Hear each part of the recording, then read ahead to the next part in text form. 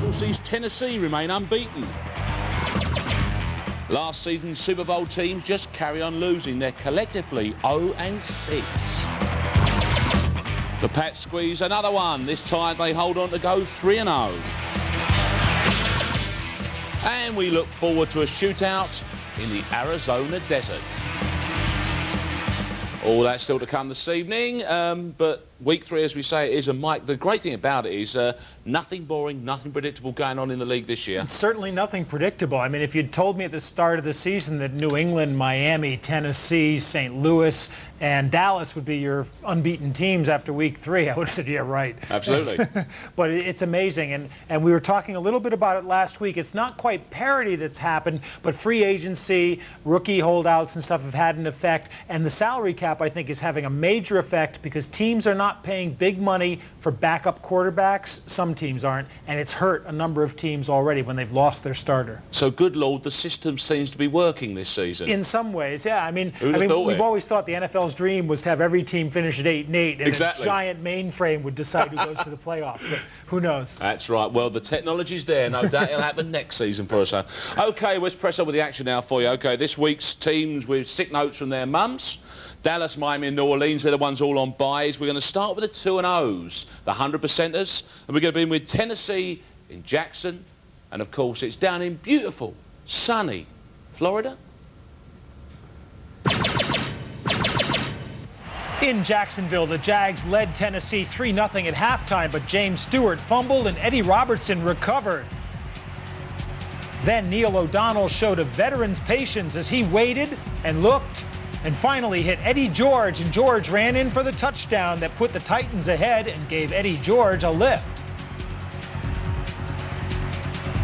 Mark Brunell came back for the Jags, scrambling and looking for Jimmy Smith. Though Keenan McCardell didn't know that, Smith made the juggling catch anyway, and it's 10-7 Jacksonville. Only 2 plays later, Aaron Beasley intercepted O'Donnell, returned it 35 yards of styling and profiling, and boosted the Jags' lead to 17-7. But after 2 Al Del Greco field goals, O'Donnell's 12-yard pass to Michael Rohn put the Titans ahead 20-17. Definitely looking for McCardell this time. Brunell's pass was intercepted by Samari Rolle to seal the win for Tennessee. Coach Jeff Fisher was wetter than Kate Winslet, but it's a Titanic win as Tennessee goes to 3-0. And the big stat there, Mark Brunell's 3 interceptions. Jimmy Smith is red hot for Jacksonville, but Tennessee is red hot, period.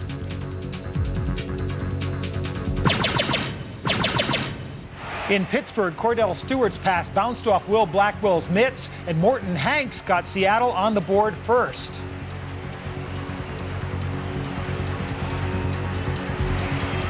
Pittsburgh punted on their next possession. Charlie Rogers took off on a 94-yard punt return, and Seattle was off to a 2-touchdown lead still in the first quarter, and teams just don't do this to Pittsburgh in Pittsburgh. John Kitna was back at quarterback for Mike Holmgren's Heroes, and his heave hit Mike Pritchard's hands and stayed there, setting up the first of 5 Todd Peterson field goals. Peterson hit 1 from 51, but this one was from only 45 and good for a 17-0 first quarter lead. Rookie Troy Edwards' circus catch in the fourth quarter wasn't nearly enough. Seattle won 29-10. The key, 5 interceptions, 2 from Mike Tomczak, but 3 interceptions of Cordell Stewart.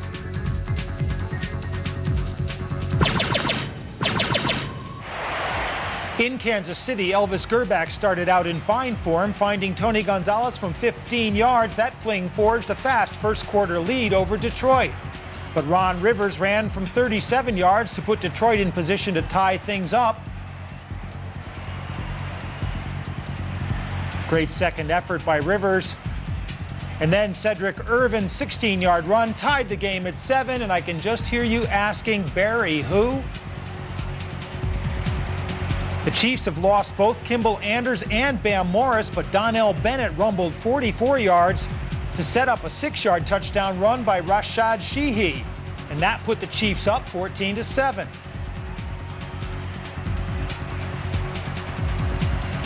Then in the third quarter, Gerbach hit Joe Horn from 25 yards out to increase the Chiefs' lead to 24-7.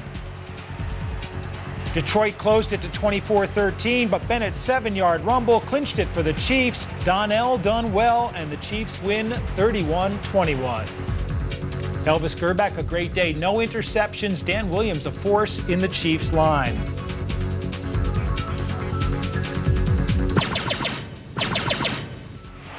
At Foxborough, Clark Kent Graham looked like Superman as he hit LaShawn Johnson for a giant 7-0 lead.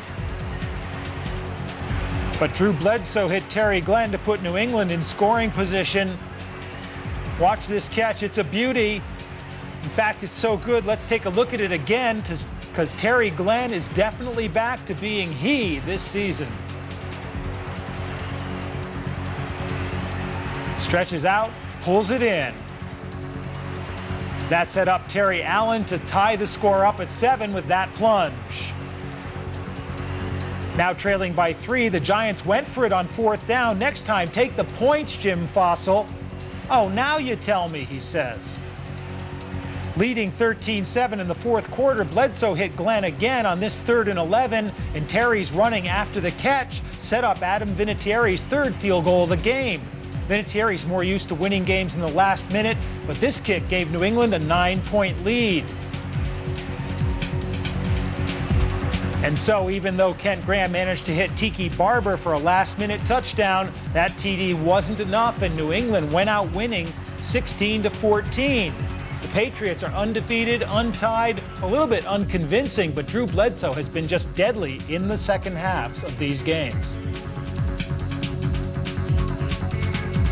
So 5 unbeaten going into that little lot, 2 unbeaten coming out. And perhaps a surprise one there, of course, is Jacksonville losing at their place. Yeah. To a Tennessee team, is it looking ready now? Tennessee has had good personnel for the last couple of years, but hasn't been able to put it together. The funny thing is Steve McNair's been out, and the last 2 weeks it's been Neil O'Donnell who's been doing it not by himself, but as the starter. And O'Donnell is looking like he did at Pittsburgh the year they went to the Super Bowl. He's got Yancey Thigpen to throw to, too, which gives him a familiar receiver. But Tennessee's a talented team, and they could go a long way. Though Jacksonville was sort of my pick for the AFC champions. So. Yeah, and I don't doubt that they're going to hang on in there and do quite nicely anyway. But well done to Tennessee on that one, and again, well done to the Patriots who just who keep it interesting week in week out with their game Like I wins. said, they haven't been convincing in the way that they've done it, but they come back in these games. They keep themselves in. The defense is playing much better than I thought it would. The defensive backfield is playing better than they have any reason to hope they would. They still don't have a running game,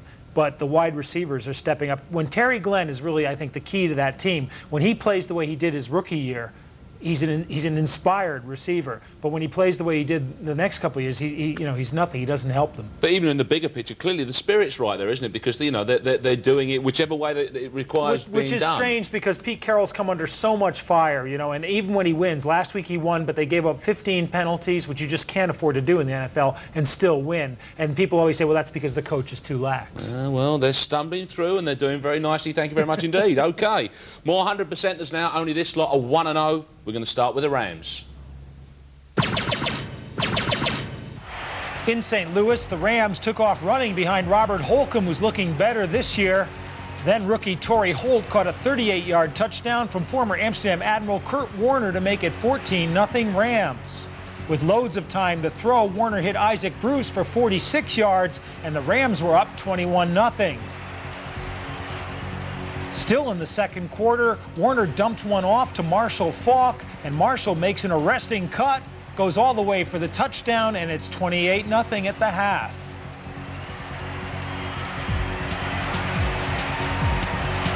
What a great pickup he was for the Rams. Warner's quarterback draw finished the scoring. The Rams win 35-7 as Chris Chandler left the game early with a recurrence of his hamstring problems, and Atlanta fall to 0-3.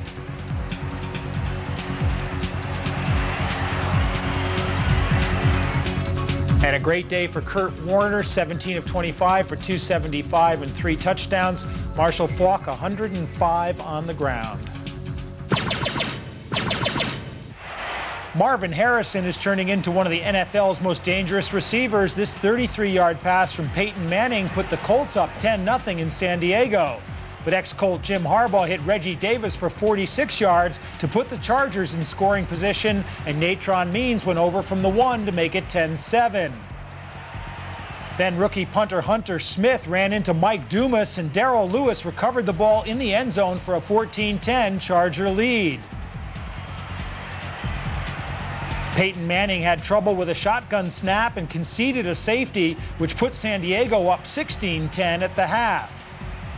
But Manning looked like a single-wing tailback on this 12-yard run from the gun, and that brought the Colts within 1 at 20-19. Then Manning found Terrence Williams for a 28-yard touchdown, and that gave the Indianapolis Colts a 27-19 win on the road in San Diego. Another big day for Marvin Harrison, but check out those stats for Manning: 29 of 54, 400 yards, 2 touchdowns. He's a quality turn, Peyton Manning, but we're going to chat about this a little bit later as well in the show, but Atlanta, I mean, talk about your hangovers. They really didn't like Super Bowl, did they? Well, I mean, it's 3 things, basically. Tony Martin going in, they let him go when he got in his legal troubles, and then losing Jamal Anderson and losing Chris Chandler and Anderson's holdout as well. And basically that's just set them back to square one. You know, they don't win without Chris Chandler anyway. We know that. Yeah. And they're going to have a tough time all season, I think. You feel that? You don't think this is anything like the team that managed to... Well, defensively, they're still strong, but it's putting so much pressure on the defense. Tony Graziani had a fairly good second half, but of course you're coming from behind by the point that he got in that game. So, you know, it really is going to be hard work for them. And last year they depended so much on Jamal Anderson to keep defenses honest, you know, and then Tony Martin to break them down deep. They don't have either of those things. Now, Peyton Manning I like, and he does some weird and wonderful things, doesn't he? I mean, is he the kind of guy that can carry Indianapolis through, do you think? The Colts are for real. They may be a year off, but they've got a great young offense. Marvin Harrison is maturing into a fine receiver. They've got a good veteran defense that Polian's put together from guys that he used to have at Carolina, and I think they're a team to watch. You know, they may make the playoffs this year. They're a team to watch for next year for sure, and I wouldn't be surprised if San Diego could actually sneak into the playoffs. They need to put their offense together, because right now Natron Means isn't the force that he was last season, but if they do, Jim Harbaugh is the kind of guy who can lead a team like that into the playoffs. They got that great defense centered around Junior Seau. Yeah, especially if all the class acts carry on playing like they are at the moment, as I say, more of which in a moment's time, because when we come back after the break, we're going to be giving you the rest of Week 3's action. But before we go, here's a Did You Know, Mike. Did you know that Brett Favre once did a spitting image? No. Proof of the pudding. You don't say. Hey, Brett, what's the matter with you? You just spit on my shoe. Come on, what do you live in, a barn? Sheesh. Spit on him! Yeah! Yeah! Yeah! All right! Why'd you do that? Didn't you hear the crowd? Yeah, I heard it. Well, if the crowd told you to jump off a bridge, would you do it? Yeah, I would. Probably. A real small bridge. Look, Brett, you're missing my whole point. I just don't want you or anyone spitting on my shoe. All right. Hey, what did I just tell you? Oh, I thought you meant the left shoe, because I had to spit, and I thought to myself, hit the right shoe. No, don't spit on either of my shoes. Spit, spit, spit, spit, spit, spit, spit.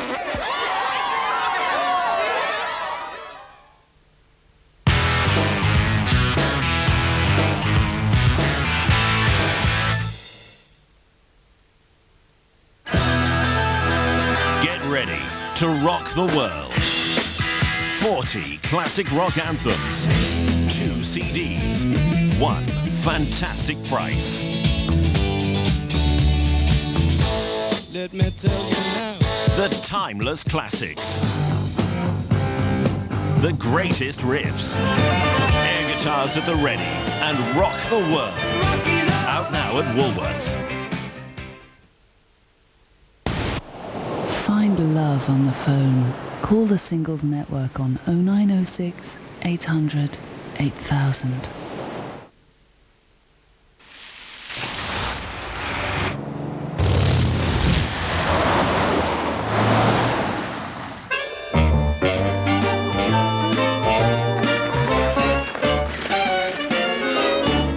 C'est le gosse devenu millionnaire, Gaspard Lante avec le savoir-faire. Parmi tous ses amis, c'est un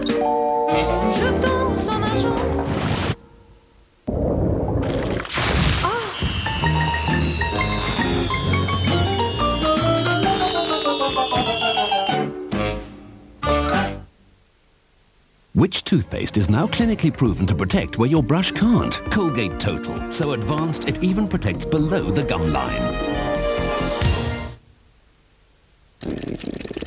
If you're not registered to vote, you can't have a say. Your councillor sent you a form. Make sure you return it.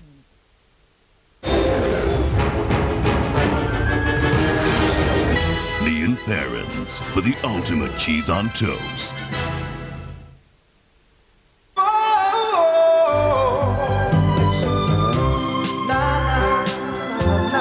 HP makes a bacon sandwich. Hello. Al? Oh, hi, Keith. All set for tomorrow? Yep, diddly-doo-dah. Taxi, 5:45. Paddington, 6:15. Heathrow, 6:45. Check-in at 7. Flight, 7:45. Arrive Manchester Airport at 9. Taxi, 9:20. Arrive City Centre, 9:45. Do the meet at 10 and bam! But wouldn't it be easier to grab a taxi and hop on the train with us? Just how can you hope to reach my rung of the corporate ladder when all you're looking for is an easy life? Yeah. Well, here's to the easy life. From city centre to city centre, business brains take Virgin trains. Every 5 seconds, someone can splash out after winning £10 or more on National Lottery Instants. Anything can happen in an instant.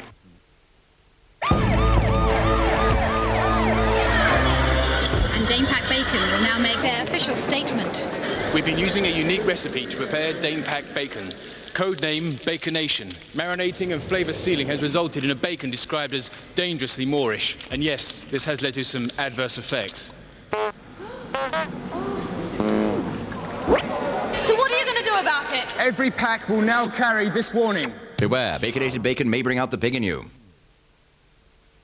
Other callers may want to flirt with you on this line. 09064 789 789, the flirt hotline.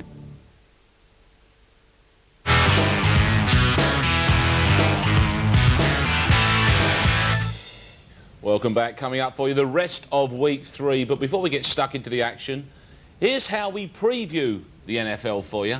And it's with Todd Macklin, and it's on a Saturday morning because he's children friendly. He's a good-looking young man. He doesn't frighten off the kids. So we get Todd to do this at 11:30. Unlike ourselves, no doubt. News, views, and interviews, as it says there. In fact, Mike does turn up there. It's the Game of the Week preview. It's very short because, obviously, we don't want to upset them too much. Most of it off camera. Exactly, that's right, too. And I'm there as well, getting a bit old school because, obviously, that's the way I look to the children. I have that kind of vibe going for me. Todd's pretty good, eh? Todd's the leader. Yeah, Todd's the leader of men, and as I say, he will give you all the previews and all the news and all the interviews to bring you up to date with what's going to be going on the Sunday. And of course, there we are with Game of the Week after that one as well. Now, let's move along to the rest of Week 3's action, and it's the teams who are meant to be the most likely to. Only haven't quite managed it so far. We're going to start off with the defending champions in Tampa Bay. The Super Bowl champion Broncos went to Tampa Bay to meet the league's best defense, but it was the Bucs' offense in the presence of Mike Allstott who gave them a 7-0 lead. Jaquez Green Dilford a Tom Ruin punt. Ugly, that one. Chris Watson recovered, and Denver had great field position, which Brian Greasy turned into a touchdown with this 12-yard toss to Ed McCaffrey.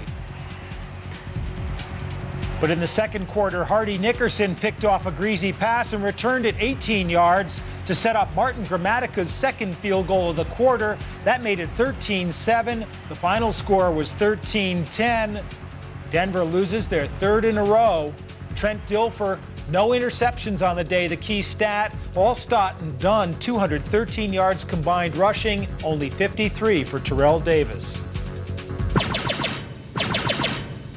At Jimmy Hoffa's adopted home, Rick Meyer and Dedrick Ward combined for a 35-yard touchdown to give the Jets a 7-0 lead against Washington.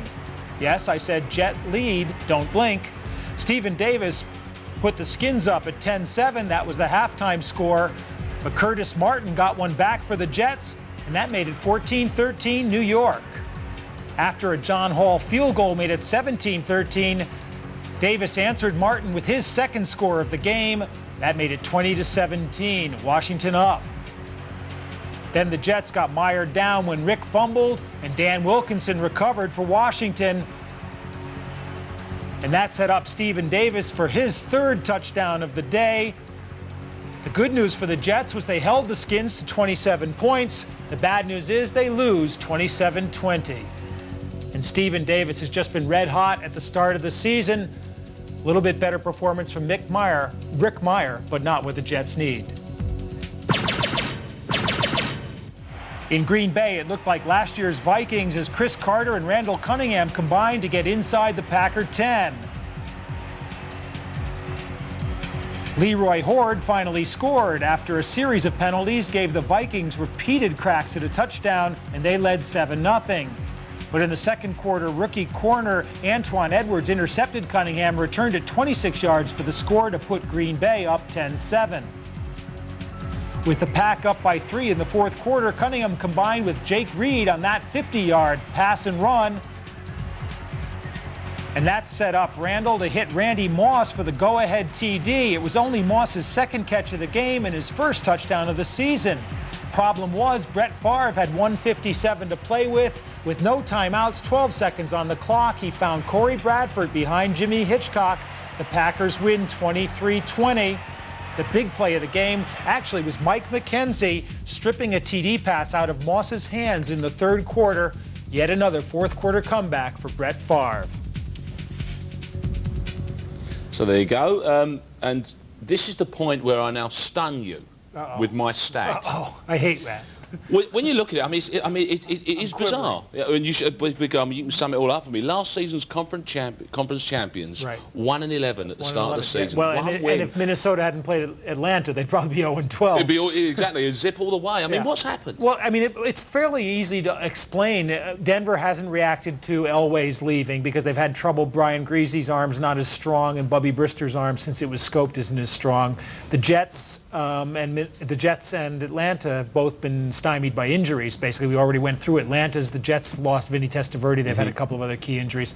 Minnesota's a different story because I think they miss Brian Billick a lot. It looks to me like they're not going for the home run ball as much as they did last year. Billick's now the head coach at Baltimore, and it looks like they're playing a little more conservative. They're letting teams double Randy Moss, and they're throwing to Carter and Reed underneath. But last year it was the deep ball to Moss that broke games open.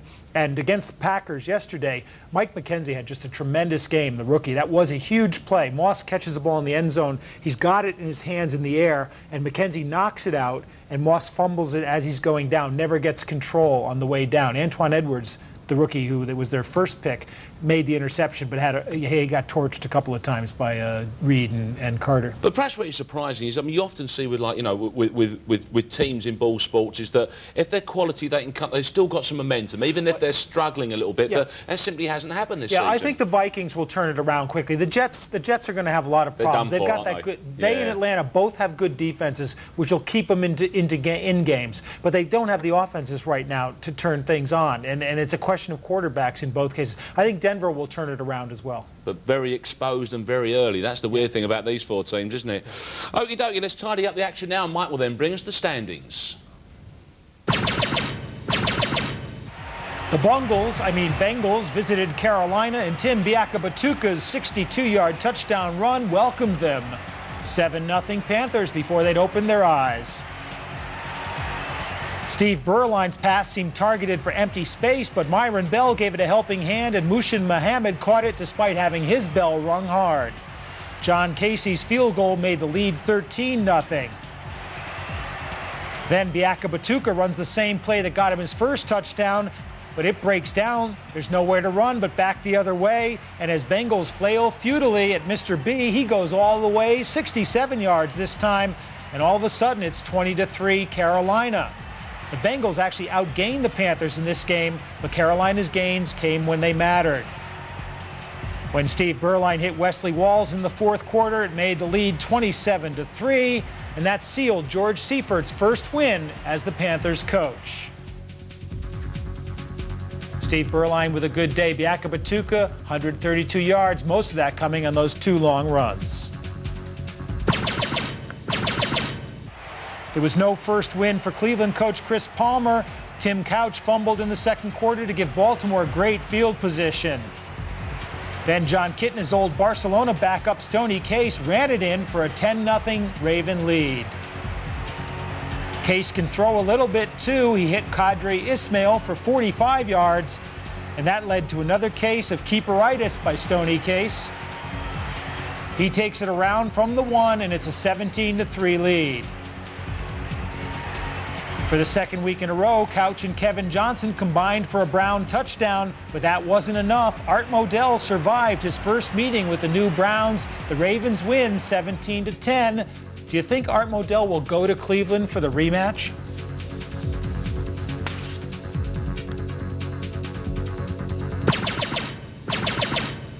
The Eagles landed in Buffalo, but Antoine Smith was moving on the ground to get the Bills rolling. Steve Christie hit the first of 3 first-quarter field goals to put Buffalo up 3-zip. Phil Hansen then sacked Doug Peterson. Peterson fumbled, and the recovery led to Christie's third field goal. It was 9-0 Bills after 1 quarter. Doug Flutie's 15-yard touchdown to Jay Reersma extended the Bills' lead to 19-0 at the half. Antoine Smith finally got a touchdown. The Bills went up 26-0, and the Eagles are not showing us much offensively or defensively under new coach Andy Reid. Antoine Smith, a little bit of running. Flutie, a little bit of passing. Buffalo, a lot of yards, 26 points.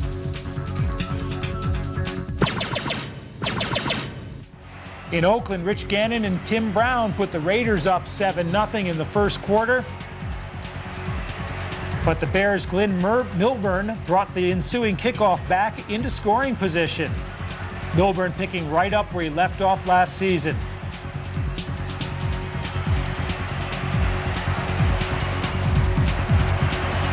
Then Curtis Conway caught an 11-yard touchdown from Shane Matthews, and the game was all tied up at 7. Great catch. Ricky Dudley leaped high to put the Raiders up 14-10 at halftime. The ex-basketball player showing his stuff. But in the third quarter, Matthews swung one out to Curtis Enos, and he rumbled 15 yards, giving the Bears a 17-14 lead. Finally, with the score tied at 17, Tyrone Wheatley went 8 yards to give the Raiders a 24-17 lead, and that's how it ended, 24-17 Oakland. Rich Gannon with another great day, almost 300 yards passing, no interceptions. Tim Brown with his biggest day of the season. Clyde Simmons' good defensive performance wasted by the Bears. And taking a look at the standings, 2 undefeated teams still in the AFC East, and Indianapolis and Buffalo each have 1 loss. All 4 of those teams definite playoff contenders. In the Central, Tennessee remain unbeaten. Jacksonville and Pittsburgh 1 loss each. Baltimore 2. Cincinnati and Cleveland, they'll be lucky to get a win between them. In the West, Kansas City, Oakland, and Seattle all have 1 loss. San Diego also has 1, but only 1 win. The Denver Broncos 0-3. Who'd have thunk? In the East, Dallas is 2-0. Washington now 2-1. And remember, they blew that first loss to Dallas. Arizona 1-1, and we'll see them tomorrow against San Francisco. The Giants with 2 losses, 1 better than the Eagles with 3. In the Central, Detroit, Green Bay, and Tampa each have a loss. Chicago, Minnesota each have 2. That's going to be a tough division. And in the West, St. Louis, the surprising Rams, the only undefeated team. They play the Bengals next week, so they're a good bet to go 3-0. San Francisco, we see tomorrow against Arizona. New Orleans 1-1. Carolina's picked up a win. Atlanta, as we've discussed, 0-3. So there all is for you in yellow and white. And it's basically what we chatted about, isn't it, really? I mean, you know, they're setting themselves out nicely with teams that shouldn't be in certain positions in those tables. Yeah, and you know, there aren't any teams really standing out above the crowd right now, and that's the interesting thing, you know, and every team seems to have some flaws somewhere or some problem that could come up at some point during the season. Yeah, you wouldn't normally be caring about the standards too much at this point of the season, except it just makes really interesting reading at this stage, doesn't Absolutely. it? Okie dokie, Biaka Batuka. That is the one and only time I'm going to bother trying to say it, because this is the man that Mike's picked for the Player of the Week, and it's a fine one, isn't it? Yeah, and let's take a look at that first touchdown. It's an old power sweep. The fullback is going to lead Biaka Batuka toward the hole. And watch it now. If we stop it right there, the fullback takes the defensive end there. Both guards are pulling right there. Biakabatuka's got the ball. He's over here, and he's going to come this way with it. Watch the two guards, because the lead blocker, Anthony Redmond, is just going to bury the defensive back, Rodney Heath. And the second guy, Matt Campbell, is going to pick up Takeo Spikes as he comes through. See Campbell on Spikes right there? Just enough so that Spikes misses Biakabatuka. And then Tim hands Greg Myers his jockstrap. And then it's just speed down the sidelines. No one's going to catch him. 62 yards for the touchdown. It's not as impressive an individual run as the second one was, but that's the way the play is supposed to work, and a great job by Campbell to pick up the linebacker coming through. That's right. Biakabatuka's shown himself to be very adaptable, as indeed my lips did there, because I said it twice. OK, San Francisco at Arizona. That is going to be our game of the week tomorrow night. It's not much of a head-to-head because the series is only 19 games old, but as you can see, it's very, very tight indeed. And to a certain extent, Mike, that actually reflects the way that these two teams are going to go into the game as well. Yeah, they don't know each other well, but they're really mirror reflections of each other. They have a lot of the same problems, and part of it starts offensively with pressure on the quarterbacks because they both have problems in the offensive line. San Francisco needs to find a running game, and that goes back to losing Garrison Hurst in the last game of the regular season last year. Hurst broke his leg, crucial injury for them. They'd already lost Bryant Young to a broken leg, but without him, they have no real running game. Charlie Garner's a third down back, not an every down runner. So they signed Lawrence Phillips out of NFL Europe, and Phillips hasn't really delivered as a runner. He's been a little bit useful coming out of the backfield, but remember, he's a guy who's played 11 games already this season and was hurt pretty badly at the end of the NFL Europe season. But as I say, they need to find a running game. Their offensive line is in all kinds of trouble. Kevin Gogan left for Miami in the offseason. Bob McKittrick, the line coach, they expect him to take mediocre linemen and make them good, but McKittrick's battling cancer himself, so he's got a problem. Arizona's got much the same problem because Lomas Brown left, and they've got to protect Jake Plummer. They didn't sign Lonnie Sheldon, the tackle, and when Plummer comes under pressure, he throws a lot of interceptions. That's always been the problem. He hangs on to the ball too long. He threw four interceptions in his last game against Miami. So really, offensive line's the key to this game. Defensively, pass rush, obviously the other key. That's two quality quarterbacks, but they've got to be looked after. Exactly. Which makes tomorrow night's game very intriguing indeed, doesn't it? It should be a good one. Remember, both quarterbacks had really bad games, one bad game each this season. That's right. There you go. That is going to be our game of the week. Join us for that one. The 49ers and the Cardinals. They'll be with us tomorrow night. That is 5-1 for game of the week. But as for this, we're done. See you later.